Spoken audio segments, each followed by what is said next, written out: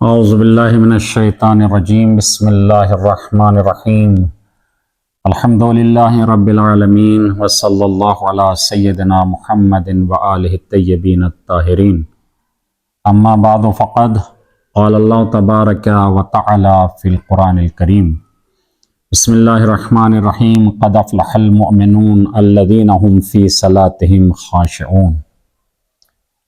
آج کا ہمارا جو اس وقت کا موضوع ہے وہ یہ ہے کہ انسان اگر پریشان ہو جائے تو پریشانی کے عالم میں وہ کیا کرے، اس کا رائے حل کیا ہے، لائے عمل کیا ہے۔ تو یہ آیہ مبارکہ کہ جسے آپ حضرات کی خدمت میں بیان کیا، یہ حقیقت میں سورہ مومنون کی آیہ مبارکہ ہے کہ جس میں پروردگار عالم نے مومنون کو مخاطب کیا ہے کہ فلاح اور بہبودی اور کامیابی جو ہے وہ مومنین کے لیے ہے، اور ان لوگوں کے لیے ہے کہ جو نماز میں خشوع اور خضوع سے کام لیتے ہیں۔ اب سوال یہ ہے کہ اگر انسان جو پریشانی کے عالم میں ہے اور روزگار سے انسان جو پریشان ہے، اس کی زندگی سخت اور دشوار ہے، تو آخر وہ اپنی زندگی میں کیا کرے کہ جس کی وجہ سے اس کی زندگی آسان ہو جائے، اس کی پریشانیاں آسان ہو جائیں اور وہ آسانی کے ساتھ اپنی زندگی کو گزار سکے۔ ایک شخص آتا ہے چھٹے امام جعفر صادق علیہ السلام کی خدمت میں، اور آنے کے بعد کہتا ہے کہ یابنا رسول اللہ، میرا پورا سرمایہ، میری پوری دولت، سب کچھ جو وہ ختم ہو گیا ہے اور میں نا امید ہو گیا ہوں۔ آقا فرماتے ہیں کہ تجھے نا امید ہونے کی ضرورت نہیں۔ یعنی انسان جو سوچتا ہے نا کہ مثلا میں خالی ہاتھ بیٹھا رہوں، اللہ نے رزق کا وعدہ کیا ہے، لہذا رزق جو ہے میرے پاس خود پہنچ جائے گا، مجھے محنت اور زحمت کرنے کی ضرورت نہیں ہے۔ تو امام فرماتے ہیں کہ تجھے نا امید ہونے کی ضرورت نہیں ہے، لیکن تو ایک کام کر۔ اگر تو یہ چاہتا ہے کہ تیری پریشانیاں دور ہو جائیں، تیرا کاروبار جو اچھا ہو جائے اور تیرا روزگار میں ترقی ہو، تو ایک کام کر کے جب اپنے کاروبار کے لیے یا اپنی دکان کے لیے گھر سے نکلے تو نکلنے سے پہلے 2 رکعت نماز ادا کر، اور جس وقت کے 2 رکعت نماز ادا کرے تو پروردگار عالم جو ہے تیری مدد اور نصرت فرمائے گا، اور تیری پریشانیاں جو وہ دور ہوتی چلی جائیں گی، اور تیرا روزگار اور تیرا کاروبار دن بدن ترقی کرتا چلا جائے گا۔ کیونکہ مولا امیر المومنین علی ابن ابی طالب علیہ السلام بھی فرماتے ہیں کہ جب بھی مجھ پر کوئی غم یا پریشانی لاحق ہوتی تھی تو میں 2 رکعت نماز پڑھتا تھا، تو میرا تمام ہم و غم جو وہ دور ہو جاتا تھا۔ اور چھٹے امام جعفر صادق علیہ السلام ارشاد فرماتے ہیں کہ مجھے تعجب ہے ان لوگوں پر کہ جو پریشانی میں مبتلا ہوں، لیکن اس کے باوجود بھی پریشانی میں مبتلا ہونے کے بعد ہاتھ پر ہاتھ رکھ کر بیٹھے رہتے ہیں۔ تو امام فرماتے ہیں کہ مجھے تعجب ہے وہ آخر نماز کا رخ کیوں نہیں کرتے اور اپنی پریشانیوں کا حل نماز کے ذریعے کیوں نہیں کرتے۔ خود جناب ابو علی سینا جو کہتے ہیں کہ میں علمی مسائل کو بھی نماز کے ذریعے حل کرتا تھا۔ یعنی میں کبھی اگر علمی مسائل میں پریشان ہو جاتا تھا اور میں علمی مسائل میں جو ہے اٹک جاتا تھا تو میں اپنے علمی مسائل جو ہے نماز کے ذریعے حل کرتا تھا۔ اب سوال یہ ہے کہ نماز ہی کیوں ضروری ہے؟ کیا انسان جو ہے مثلا دوسری چیزوں کو انجام نہیں دے سکتا ہے اپنی پریشانیوں کو دور کرنے کے لیے؟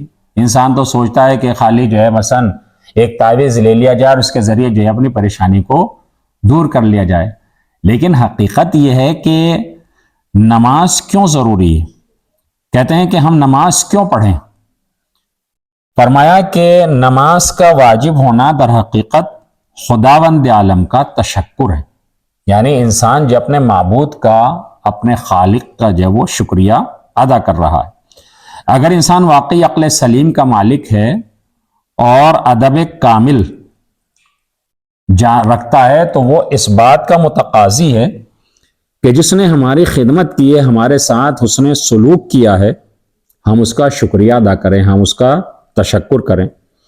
دیکھیے بالکل آسان سے مثال ہے، اگر کوئی انسان جو ڈوب رہا ہے اور کسی نے ڈوبتے ہوئے انسان کو نجات دی ہے، یا ڈاکٹر نے کسی مریض کو جو ہے مثلا اچھا کر دیا ہے، تو اب ان دونوں کا فریضہ کیا ہے، ان دونوں کا وظیفہ کیا ہے؟ فرمایا کہ ان دونوں کا وظیفہ یہ ہے کہ مثلا یہ ڈاکٹر کا شکریہ ادا کرے، یا جس نے ڈوبنے سے نجات دی ہے اس کا شکریہ ادا کرے۔ یہ انسان کا جو ہے وہ وظیفہ ہے۔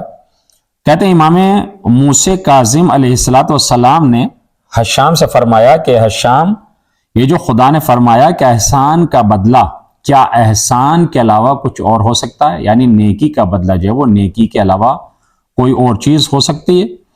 تو یہ آیت جو حقیقت میں سب کے لیے شامل ہے، چاہے مومن ہو، چاہے کافر ہو، چاہے نیک ہو، چاہے بدکار ہو۔ یعنی اس کے ساتھ بھی آپ نیکی کی جائے تو اس کو چاہیے کہ اس کا جبران کرے، اس کا جو ہے وہ بدلہ دے۔ پروردگار عالم نے ہمیں خلق کیا ہے، اللہ نے ہمیں پیدا کیا ہے، رزق دیا ہے، عقل و شعور عطا کیا ہے، تو ہمارا فریضہ ہے کہ ہم اس کا شکریہ ادا کریں۔ اور دوسری بات یہ ہے کہ نماز اس لیے ضروری ہے کہ خدا نے نماز کو لوگوں پر واجب کیا تاکہ دن رات میں 5 بار انسان اپنے خالق کی بارگاہ میں، اپنے خدا کی بارگاہ میں آنے کے بعد اپنے پروردگار کو یاد کرے، نماز کے پابند بنے، تاکہ انسان جو غافل شمار نہ کیا جائے۔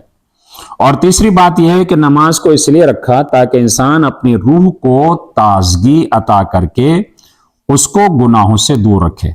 نماز انسان فانی کو بقا عطا کرتی ہے، اور یہ حقیقت بھی ہے کہ واقعی انسان کو نماز جو ہے وہ بقا عطا کرتی ہے۔ امام جعفر صادق علیہ السلام فرماتے ہیں کہ اگر انسان لطف اور رحمت الہی سے آشنا ہو جائے کہ خداوند عالم کتنا مہربان ہے، تو اپنا سر سجدے سے نہیں اٹھائے گا۔ اور اسی سلسلے میں انسان واقعی اگر چاہتا ہے کہ اپنی پریشانیوں کو دور کرے، تو پریشانیاں جو ہیں مثلا انسان کے لیے بڑی آسان ہے کہ وہ اپنے سے پریشانیوں کو دور کر سکتا ہے۔ 8ویں امام علی رضا علیہ السلام جو ارشاد فرماتے ہیں، جب انسان کو کوئی ضروری حاجت ہو تو کیا کرے؟ تو فرمایا جمعرات کی صبح جب گھر سے نکلنے لگے تو نکلنے سے پہلے سورہ آل عمران کی آخری آیتوں کی تلاوت کرے، اور آیت الکرسی کی تلاوت کرے، انا انزلنا کی تلاوت کرے، اور سورہ حمد کی تلاوت کر کے گھر سے نکلے، تو پروردگار عالم اس کی حاجت کو پورا کر دے گا، اور یہ انسان جو ہے اپنے مقصد کو پہنچے گا۔ اس لیے کہ کوئی یہ نہ کہے کہ مثلا میں تو کسی کا قتل کرنے کے لیے جا رہا تھا اور میرا ارادہ جو ہے، میرا مقصد پورا نہیں ہوا۔ تو حقیقت میں یہ تمام چیزیں، یہ روایات جو ہیں انسان کے لیے نیک ہدف کو پورا کرنے کے لیے ہیں، نہ کہ برے ہدف کو پورا کرنے کے لیے۔ لہذا انسان کے لیے ضروری ہے کہ اگر نیک کام کا ارادہ رکھتا ہے تو ان اعمال کو انجام دے، انشاءاللہ پروردگار عالم ان تمام چیزوں کی برکت سے اور اہل بیت علیہ السلام کی برکت سے اس کی تمام حاجات کو پورا کرے گا۔ السلام علیکم ورحمۃ اللہ وبرکاتہ۔